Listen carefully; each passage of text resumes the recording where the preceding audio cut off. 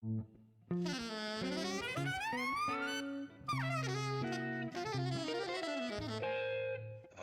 Jazz.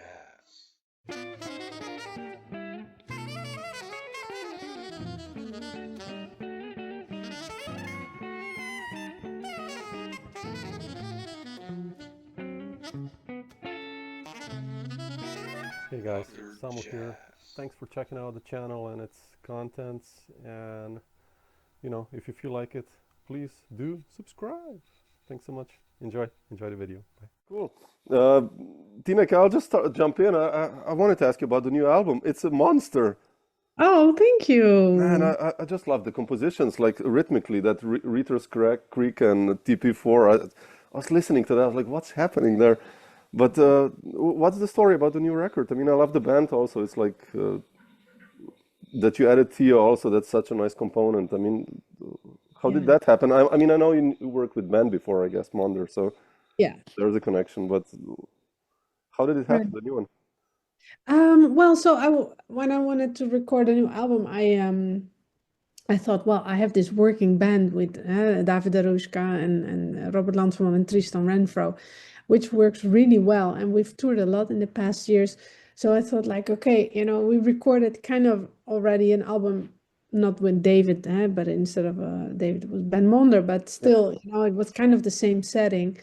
And but I was like, if something works, why not just recording another album? So so that felt very natural, and actually, playing over the past 2-3 years with them gave me a really good, idea of how we sound and what are the strengths of our the musicians and Mhm. what makes us sound good, so I really could compose for the group and having them in mind. And but then I wanted to add also a special extra thing to it, and I thought about Theo because, yeah, as you mentioned, I know him from his work with Ben Monder, and I'm a huge fan already for many years. Yeah. um, and I just love vocalists. My last album, Aria, was also Yeah. dedicated partly to vocal music, and especially like the aria and the opera form. Always listen to Maria Callas and other opera singers, and the lyricism of those singers just really always struck me. And Theo really is such a broad, singer. Yeah.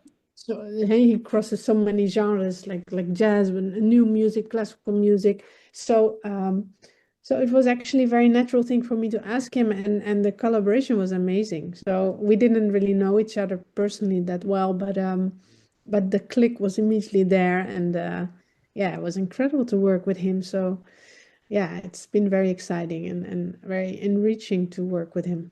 Did you record it in New York or in Europe, actually? No, he recorded his tracks in New In York. New York, right? Yeah, yeah, I thought so. Yeah, yeah, beautiful. Yeah, he has this setup at home. I know I spoke to him, and he can Oh, do a lot cool. of that stuff. Yeah, Yeah, yeah. great. It's beautiful. It's such a nice addition, really. I love Yeah, Tio's stuff. He's like a magician on vocals, really. Like yeah, beautiful totally. stuff. Totally. Yeah. You mentioned writing for the group. I mean, this is so important. I think like this Duke Ellington kind of fashion style of knowing who the players are. Uh, I mean, you've been such a prolific composer since I think First Avenue already, like going back what 21 years or 22 years. But what's your process when writing? Uh, especially rhythm. I got the idea. I have the Osby album you did, and of course with Terri Lyne, I have like 6 albums by you. And rhythm seems to be such an important component in your writing. Like, where does this come from? And let's say especially about the new tunes, like I mentioned that TP4 and Ratter's Creek and some other stuff. Like, how do these tunes happen actually? Yeah, so I think I've always felt drawn to deep groove and melody of rhythms.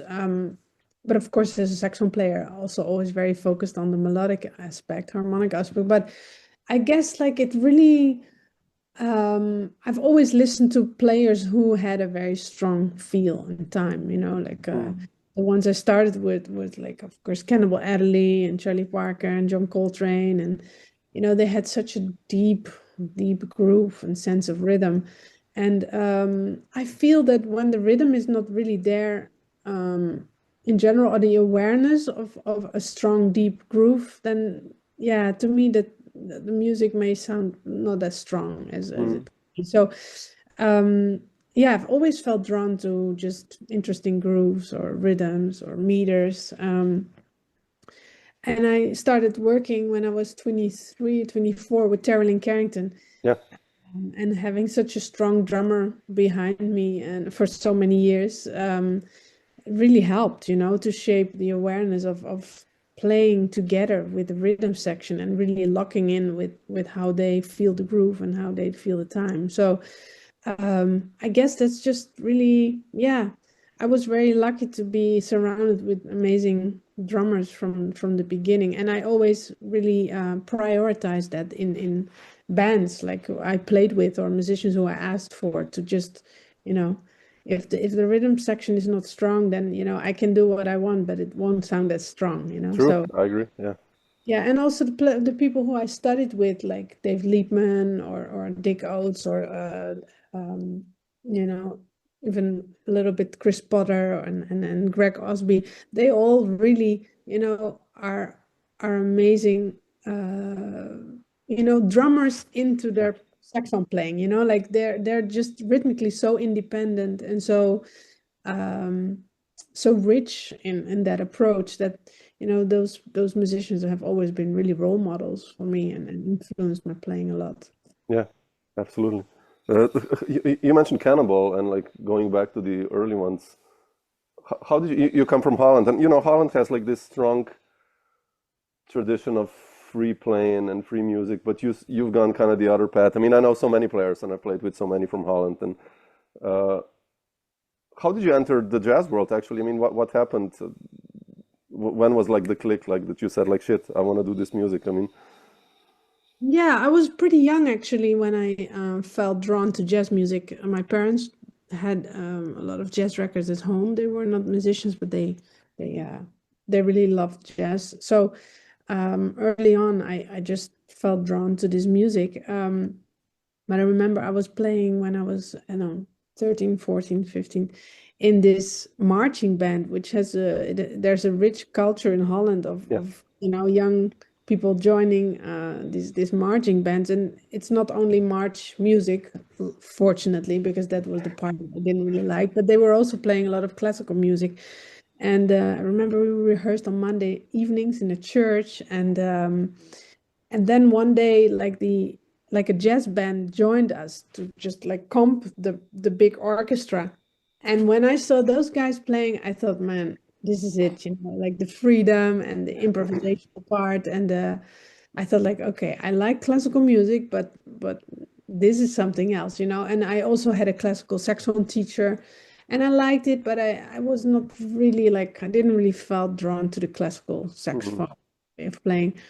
So then I was so impressed by that I just started to look for big bands or ensembles to be part of, and that's how it kind of happened. Did you then study in Holland, or because you mentioned all these Dick Oates and American guys, like how did that happen? I definitely first I started in the Netherlands, starting because I come from the north of Holland. In Groningen I started. I love Groningen. Nice. Yeah, and then I went to Amsterdam after 1 year, and then I finished my bachelor's in Amsterdam and did my master's in New York. And then I kind of stuck to New York for many years, moving back and forth between Europe and New York, and yeah. So, but I was like 23 when I started studying in New York for the first time. Yeah. How was that like for you? I mean, Amsterdam is like, of course, multicultural and amazing city, but then you come to New York. I remember I was 18, like when I came there the first time, and I was like, shit, man, what is that? Like, how was that like for you and studying there and seeing all those guys playing live? And yeah, I mean, on first impression, it feels very familiar because of course all the stuff from the movies and from television. Holland is so focused on America, so it kind of felt as if I already had been there for many years. But then when I got a little more into the culture, it was a bit of a culture shock actually, because in Amsterdam everything by that time was still pretty loose, in the school, like, oh, you don't want to come to the lessons, and it's, yeah, whatever, like, I mean, it was, of course, there was a program and you had to join the lessons, but still, I remember I went to New York and I arrived in the city, didn't have a room yet. So I was like, okay, you know what, my school starts, but first I need to find a room. So I started looking for rooms close to the Manhattan School of Music area. And I was like, okay, let me just step by to the dean, to Justin DiCioccio, to say I'm in town. And as soon as I'll find a room, I'll join a lesson. So I knocked his door and he was like, where have you been? And then he was like, okay, it's 1 o'clock. Your lesson with Liebman just started half an hour ago. And he really dragged me to the classroom. And then, and that's where it started. And Liebman was also super, tough. And you're your guy, yeah. he was really like a role model for me and a mentor, but my God, I had to get used to this tempo and this intensity, but it was the best thing ever. I mean, I learned so much and I loved it. So, but it was a funny thing. Just I had to leave behind a little bit the laid back kind of attitude, and also at that time of my life, I was already kind of celebrated a bit in Holland, winning a couple of awards, and people liked the way I play. And in New York, I was just one of the most average players ever. And that was also really good. I really got a big kick in my, behind. So it was very healthy. And also New York has always functioned like that in my life. It's just not good to be comfortable too much, and that's why it was really good for me to move out of the Netherlands and yeah, get my ass kicked. That's basically the thing. I love that. I was the same. I went to a jam session the first time I went in Harlem, and I was like, oh shit, no, I'm not gonna play. And I just practiced for 2 weeks, like there in Brooklyn. Right. I'm like, shit, okay, I gotta get my shit together. We're like Exactly. kind of the kink in the village, and then you enter there. Yeah. I'm like number 3,600 or something. It's like, wow, I love that. Yeah. When did you start band leading actually? Like, did you do that already in New York, or like how did that happen for you? Like having my own band? Yeah. Well, that was around the times I started living in New York. I already recorded like a small, album. And that's where I actually I took that album, which was just like a self-made copy of a CD, like very, just home production kind of thing. Yeah. And I went to like the IAGE, doesn't exist anymore, but it was this conference that is now kind of like APAP and the jazz conference and the jazz fest, etc. And I just walked around and handed it out to people and just, tried to promote myself a little bit. And then I met this Dutch producer and he was like, okay, we're going to record albums. So that was amazing. And through him, I also, got to record with all these people like Terri Lyne and Scott Colley and Jerry Allen. And it was all under his label. Oh, okay. It was an incredible, jumping board for me to get more exposure and work. Yeah. Was that heavy for you, the band leading aspect? I mean, now it's after 20 years, I guess it's of course completely natural, but in the beginning when you start, how was that like? And especially having like those, you had Terri Lyne Carrington on your CD, that for the rhythm, and Yeah. like how was that like? Also, how did you meet Terri, by the way? Like Terri I Lyne? met her in the Sisters in Jazz award thing. That is within the APAP now, I think, or at least used to be IAGE. There was this competition for female college students, conservatory students, and they selected me together with other female musicians, and they formed a group, and they coached us for like half a year. So we went wow. there to LA, and Terri Lyne was our coach, and so and then I asked her to write liner notes for my first album, and then she asked me for her groups, and then like I recorded 3 albums with her Yeah. and 2 of hers, and we started playing a lot together, and that's how we met. Yeah. I mean, you're part of that Mosaic project as well, which was a huge one, right, for Terri Lyne? Yeah. We won this Grammy, which was amazing. Yeah, it's a really big exposure for everyone. Yeah. Yeah. That all these connections, I mean, the New York players, have you met those guys before? Like, Lindo and Dan Weiss, like the later, and Greg Osby. You mentioned Greg, you studied with him as well. Like, how did these connections happen? Yeah, it went very organically, just being in New York and meeting them, and I've always been very like direct, like, oh, I like this person, I'm gonna ask him to play with me, So I've always been very proactive in that sense, just like Yeah. in connections and and the thing is just I've always tried to challenge myself playing with people who, I admire and who I'm a bit afraid of, intimidated. Like, my God, they're so amazing.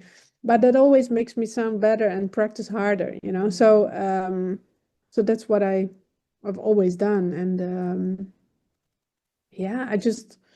that's how I did it, actually. Yeah. Yeah. I wanted to ask you also about Wayne Shorter and your Wayne Shorter connection. I mean, like,